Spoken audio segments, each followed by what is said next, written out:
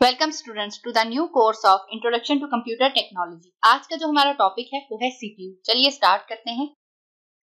इसे हम एक बार रीड कर लेते हैं, फिर हम देखते हैं कि सीपीयू क्या है। A central processing unit is also called processor, central processor और micro processor. It carries out all the important functions of a computer. It receives instructions from both the hardware and the active software and produces output accordingly.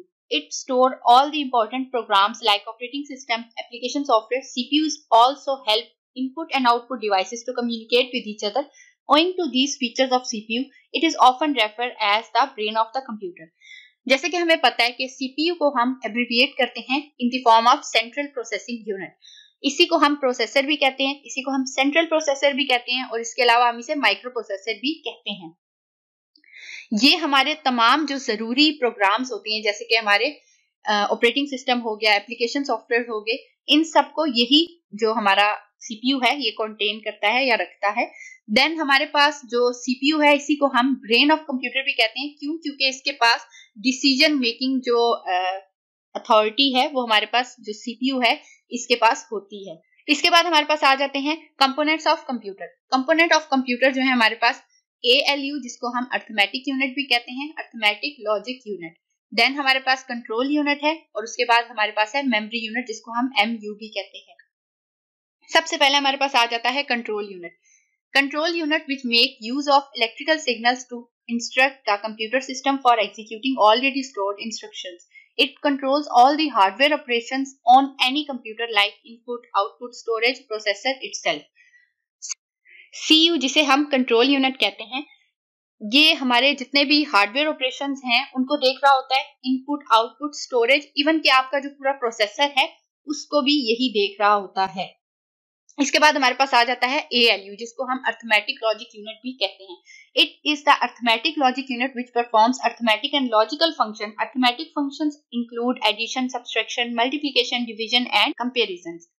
Logical functions mainly include selecting, comparing, merging the data. A CPU may contain more than one ALU.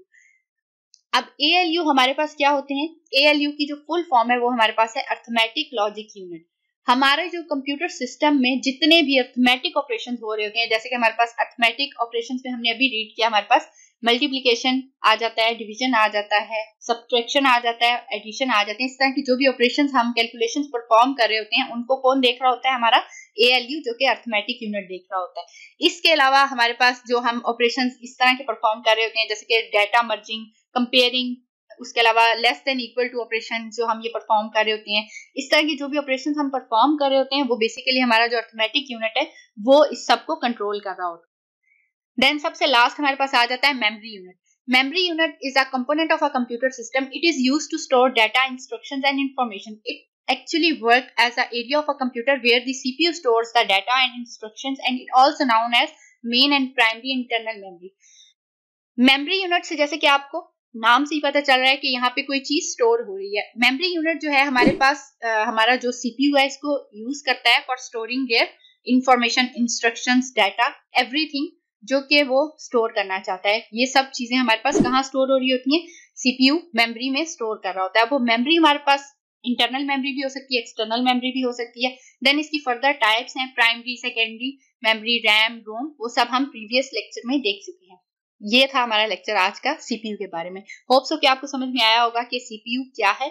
Then हम CPU को जो components हैं उसके वो कौन कौन से हैं, उसके अलावा हमारे पास हर कंपोनेंट में क्या क्या फंक्शंस जो है वो परफॉर्म कर रहे हैं। That's all for today's lecture. Thank you.